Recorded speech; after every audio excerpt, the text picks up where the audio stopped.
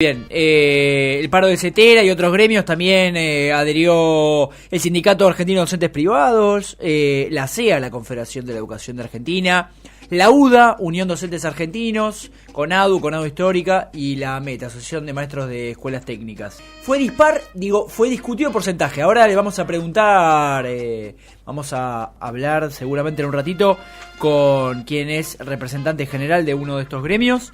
Fue dispar la adhesión, ¿no? Fue dispar la adhesión.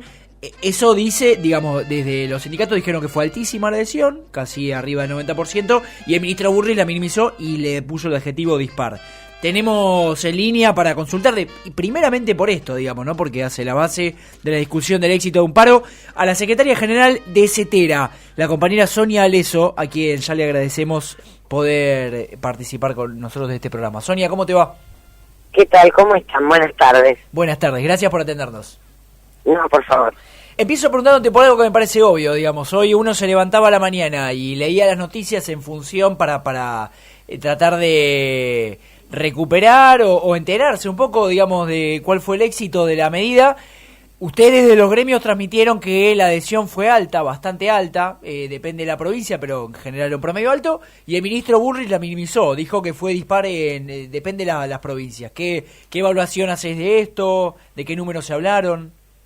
No, mira, el acatamiento fue altísimo, un paro que tuvo más del 90%, en algunas provincias directamente total, un paro que además al que no solo nosotros como CETERA, que somos el sindicato mayoritario con más de 350.000 afiliados, sino de todos los gremios nacionales, incluidos los universitarios de la CONADU, adherimos en un paro que para nosotros fue muy importante. Por supuesto, el gobierno siempre trata de minimizarlo, porque por supuesto no quiere reconocer que no va a abrir la paritaria y no quiere reconocer el reclamo de los trabajadores organizados. Está clarísimo. Entre las numerosas reivindicaciones del paro, bueno, obviamente lo que están pidiendo la mayoría de los gremios en Argentina, la reapertura de paritarias, y aparte el tema de los programas socioeducativos, ¿a cuáles hacen referencia? Esto tiene que ver tanto, me imagino, como la pérdida de fuentes laborales de docentes que trabajan en esos programas, como de la pérdida, digamos, de derechos de esos programas para los pibes, ¿no?, que van a la escuela. Sí, efectivamente. Nosotros lo que estamos planteando es el incumplimiento de varios puntos de la paritaria que se firmaron en febrero, sí, donde está por un lado la continuidad y regulación de los planes nacionales socioeducativos, el tema de la continuidad del Plan Nacional de Formación Docente, lo que tiene que ver con el aumento del presupuesto educativo, ya que está habiendo una gran subejecución del presupuesto nacional, que va a su vez a las provincias, y el tema de la sanción de una ley de financiamiento educativo que lleva el financiamiento del 6 al 10% del PBI. Uh-huh. Te pregunto cortito, ¿está habiendo una subejecución de este presupuesto nacional que garantizaba el 6% del PBI? ¿A eso te referís? Me refiero a eso, me refiero al incumplimiento de dos leyes, la Ley Nacional de Educación, la Ley de Financiamiento Educativo, y la tercera, la Ley de Educación Técnica, con subejecución de partidas que en el caso de infraestructura escolar solamente se ejecutó en lo que va del año el 6%, el 6.2% del total de lo presupuestado. Y en otras partidas tenemos, por ejemplo, en lo que tiene que ver con Conectar Igualdad, una ejecución del 20%, prácticamente no hay más computadoras, es un programa que el propio gobierno lo ha disuelto y estaba en el presupuesto educativo nacional, por lo tanto están cumpliendo con el presupuesto nacional. Uh-huh. Estaban también lo que tiene que ver con ayudas a escuelas de alta vulnerabilidad, se ejecutó solo el 20%, y así en cada uno de los rubros, ¿no? Creemos que eso además afecta fuertemente a las provincias porque esos fondos son coparticipables y van a todas las provincias argentinas. Buenas tardes, Sonia, te saluda Axel acá en el piso, muchísimas gracias por el contacto y por el tiempo. Retomando un poco las declaraciones de Burrich, obviamente, en un tema nodal para la clase trabajadora, que es el tema de las paritarias, que habían dicho que no se iban a reabrir las paritarias porque el aumento brindado en su momento es acorde a las necesidades, a lo que obviamente había respondido usted que está haciendo alusión en todo caso a lo que cobra el 8% de los docentes, que son 8.500 pesos. Ahora, un informe del CEPA, del Centro de Economía Política Argentina, calcula que se necesitan 11.680 pesos para una familia tipo de Gran Buenos Aires o 10.570 pesos para la mayor parte del interior del país. ¿Cómo analiza este desfasaje hoy en día que se está generando en relación a lo que ganan los docentes a nivel nacional y lo que se debería tener hoy en día, por lo menos para no ser pobre? Efectivamente, en realidad se está hablando de una afectación muy fuerte a la canasta familiar. Claro. Y esto es lo que el ministro no quiere reconocer. Además, en la última reunión que nosotros tuvimos, que fue pública, además hicimos prensa diciendo que la reunión había fracasado y luego de eso convocamos al Congreso, etcétera, el ministro dijo que ellos creían, y estas fueron las palabras, iba a bajar la inflación. Sí. No hay ningún indicador que marque eso, todo lo contrario. La canasta familiar fue fuertemente afectada. Estos números hablan de la canasta de pobreza, ni siquiera de una canasta digna para una familia argentina, ¿no? Y los maestros, una gran parte de los maestros están por debajo de esa cifra. Y en relación al informe de la OCDE que había presentado Clarín, al cual, le habían consultado y en su momento hablaba acerca de, se están anticipando lo que puede ser un paro docente para generar ciertos efectos en la sociedad. ¿Usted qué opina sobre los medios de comunicación hoy en día con la educación pública a nivel nacional? ¿Cómo es el tratamiento en general, obviamente, que se le está dando?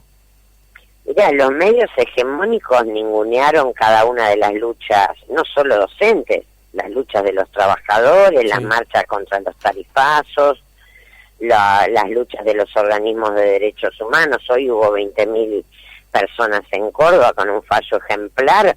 Prácticamente se omiten cada una de las peleas que se están dando en todo el país. Está habiendo luchas en todo el país, como dijimos en el paro nacional de Cetera del 4 de abril, no están siendo televisadas. Eso es muy claro. El informe de la OCDE que menciona Clarín tiene 4 años.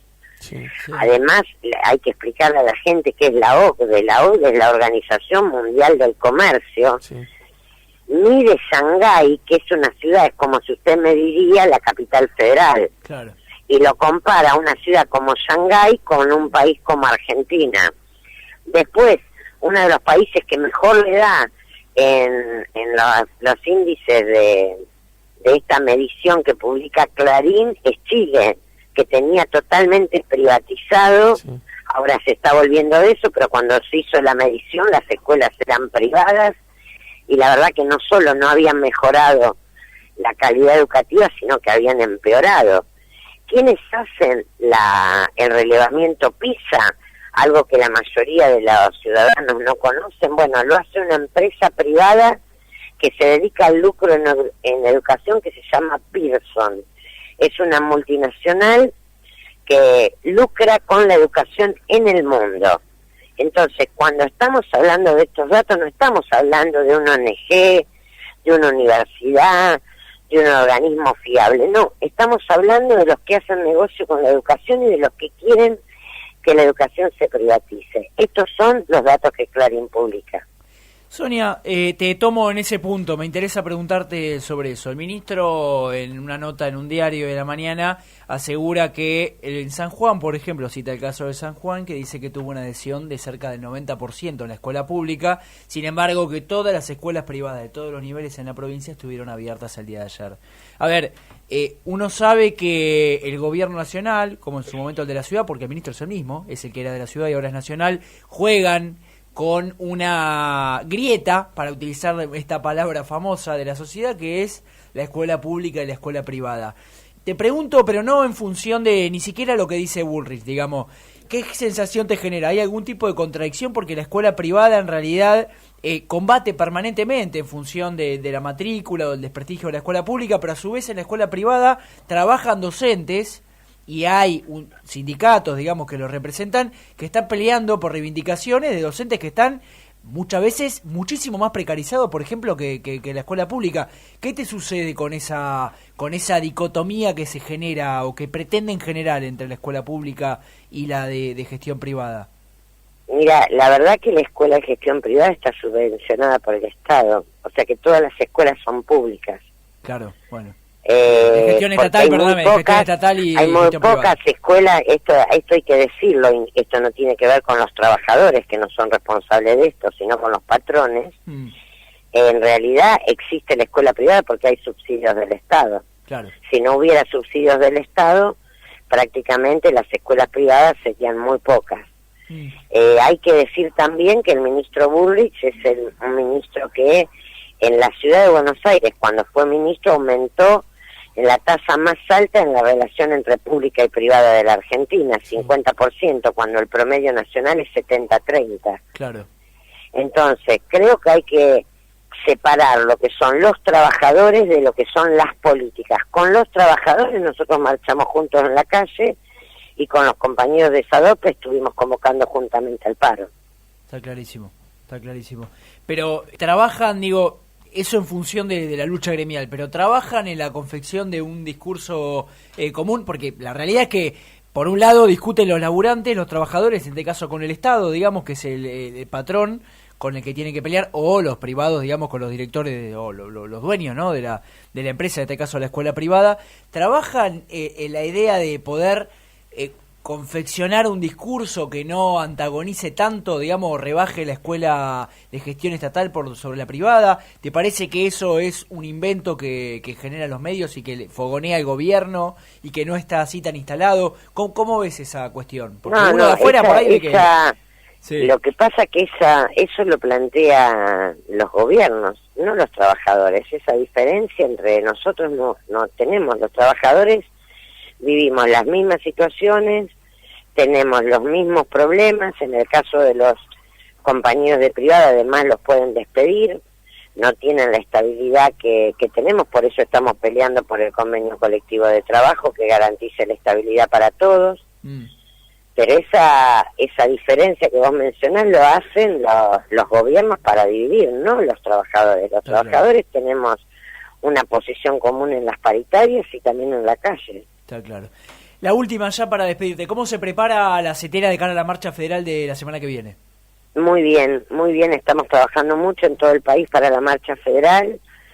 Vamos a estar marchando desde CETERA en todas las columnas, en las 5 columnas que salen de distintos puntos cardinales. Va a haber actos en todo el país y vamos a confluir con un paro nacional el 2 de septiembre a Plaza de Mayo.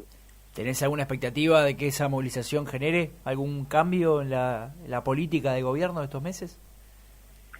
Mira, yo creo que el gobierno tiene que reflexionar sobre las medidas, porque hasta ahora todas las medidas que tomó han sido en favor de los sectores del privilegio y ninguna hacia los trabajadores. Creemos que la política del gobierno tiene que cambiar.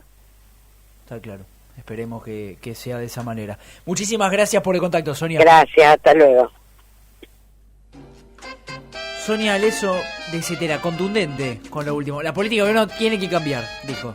Y me parece que ya no solo la marcha federal, sino que la marcha federal uno lo tiene que analizar en contexto de las marchas que se vienen dando a lo largo de la semana, a lo largo de los meses. Me parece que la movilización popular tarde o temprano tuerce el brazo en algunas cuestiones, como los tarifazos. Los tarifazos en algún punto han condicionado al gobierno nacional en sus políticas. Ahora estamos justo leyendo una movida más legislativa que popular en la calle, que es el freno de la utilización de los fondos de garantía del ANSES. Así que me parece que hay bastantes focos de resistencia que se están generando. La marcha federal planea ser contundente porque también está engrosando la participación de muchos actores principales hoy en día en la clase trabajadora. Y tal como lo dice Sonia, me parece que el gobierno debería reflexionar más allá de que no esté de acuerdo. No es un gobierno que adhiera a la movilización popular, pero la realidad es que si se están generando tantas es por algo. ¿Qué opina? Perdón, tenemos acá en el piso a Ivana Bartlet, que ya ha llegado. ¿Cómo le va? Muy bien. ¿Ustedes? ¿Le puedo hacer una pregunta? Sí. ¿Debería preocuparme porque su cartera tenga calaveras? ¿Eso es un signo de algo que remita a la violencia, algo parecido, no? Por favor, no. No, nada de eso. No deberías preocuparte. No debería preocuparme. No. ¿Qué opina de las declaraciones de Sonia?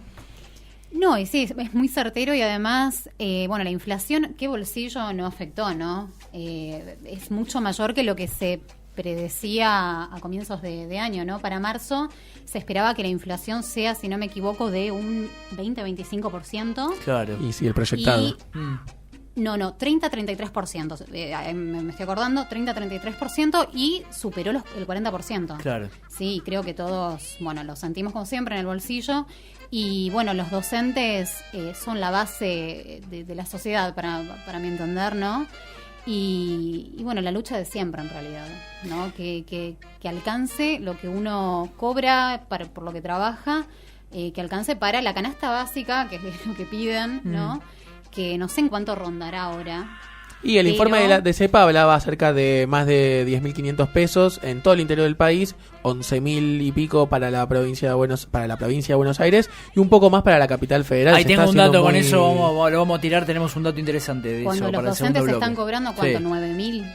El docente de la Ciudad de Buenos Aires con cargo simple está en los 11.080 pesos y el de la provincia en los, creo que 9.800, va para 10.000 y pico ahora. Se hizo una brecha más grande, también hay que decirlo, ¿no? Se hizo una brecha más grande que no sé si será mérito de Esteban Bullrich o en todo caso de la presión de la UTE y de las huelgas que se generaron. Recordemos lo que se generó primero en principal hablar de que en la capital federal no hay paritaria, sino que hay una mesa salarial. Salarial. En la provincia de Buenos Aires sí hay paritarias y SUTEBA había cerrado el 33% más o menos, pero en el medio hubo muchísimas, no sé si amenazas, pero por lo menos declaraciones de que no iba a empezar las clases en la provincia de Buenos Aires si no se ponía un piso acorde a lo que se le estaba pidiendo, porque el gobierno de la mano de Bullrich estaba ofreciendo un 20 más o menos y lo que pedían era un 35, se cerró en un 33%, lo cual es muy bueno para el Sindicato Único de Trabajadores de Buenos Aires, pero que no alcanza, que llegamos al punto de que no alcanza ni la mejor negociación salarial, que dicho sea de paso, el acuerdo salarial preveía una reapertura de la paritaria, entonces no se está cumpliendo con el acuerdo fijado a principio de año por parte del ministro Esteban Bullrich, que también hay que recordar que había prometido una revolución educativa, ¿no?, en la campaña electoral. Ahora, me interesa volver con una cosa antes de irnos a la tanda. Usted, porque este programa es federal, digamos, ¿no? Tenemos a Nacho de Entre Ríos, usted de procedencia de Corrientes. No sé si me terminó de entender, Sonia, la pregunta. ¿Usted identifica en Corrientes, por más de que ella está viviendo aquí, todo en contacto con la familia, esta cuestión dicotómica entre la escuela de gestión estatal y la privada? ¿También está fuerte ahí? ¿Es parte de una cosa que se nota en la sociedad? Sí, y en cuanto a calidad, se nota bastante. Lamentablemente, por lo menos en Corrientes, y bueno, yo cursé mi primaria y secundaria allá, las escuelas privadas tienden a tener una notable mejor calidad que las públicas, lamentablemente, porque la mayoría va a escuelas públicas. Lo que quería tratar o por lo menos es interesante, ¿no? Porque se empieza por algo y Sonia dice, estamos marchando juntos con SADOP, estamos confluyendo de la unidad, digamos, de los trabajadores de la educación, van a ser el mensaje y la respuesta que tiende a superar. Pero esa dicotomía está, o por lo menos voy a hablar por mi parte y lo voy a decir, esa dicotomía existe, los medios la agitan, ponen mucha carga sobre eso, pero es una dicotomía que está. Entonces, si no, y vamos a decirlo, y te doy la palabra con esto, la escuela de gestión privada no va a desaparecer en la Argentina, como no va a aparecer la escuela de gestión pública, de gestión estatal. Entonces, hay que tratar de configurar un discurso que las pueda poner, no sé si hermanadas, porque de alguna manera son competencia, porque también hay que decirlo, pero un poquito más cerca, porque si van a competir, partimos de una desigualdad que es muy destructiva realmente para la escuela de gestión estatal. Totalmente, pero también hay que tener en cuenta dos cosas primero. La primera cosa, cuando estuvo Eduardo López, secretario general de UTE, el sindicato de docentes de la ciudad, nos había planteado esta cuestión, más que nada en Capital Federal, porque hay que tener en cuenta que las ciudades ricas pueden darse el lujo de establecer esta diferencia, porque la escuela pública en la Capital Federal es la segunda opción de la escuela privada, porque es la escuela más rica, la ciudad más rica de una de las principales en Latinoamérica. Entonces hay que tener en cuenta esto porque en Capital Federal también hay un modelo, no solo desde la política de Estado, porque hay más escuelas privadas que públicas, sino también desde el sentido común. Hoy en día los padres se esfuerzan por trabajar más para pagar la cuota del pibe para que vaya a la escuela privada y tenga una educación decente y no tenga que ir a la escuela pública. Pero por otro lado también esta cuestión de los trabajadores, los docentes, porque hoy en día se vincula la educación pública con el docente que para. En todo caso, Y lo que decía Sonia, que para mí es muy certero, es que el paro pasado fue convocado también por SADOP. Entonces los docentes pararon, sea de gestión pública o sea de gestión privada. Entonces la medida de fuerza que apliquen, más allá del discurso que tengan, es lo más contundente que puede tener un trabajador, y es en todo caso el primer punto de cambio a lo que es este sentido común que dicotomiza ambas educaciones. Sí, y además, para recordar que tuvimos a integrantes de la conducción del Consejo Directivo de SADOP de Capital, Exactamente. un docente que para acá en Mariano Moreno, acá cerquita, en escuela pública, está protegido y amparado por el estatuto docente. Docente de escuela privada que para, y tenés un quilombo, papá. Tenés un quilombo porque tu patrón es un tipo que elige enrolarte en el sindicato de comercio antes que en SADOP. Ya partimos de esa base. Y después, que el convenio colectivo de trabajo muchas veces no se respeta. Es responsabilidad del sindicato, el SADOP se tiene que hacer cargo, pero no es lo mismo parar en escuela de gestión estatal que privada.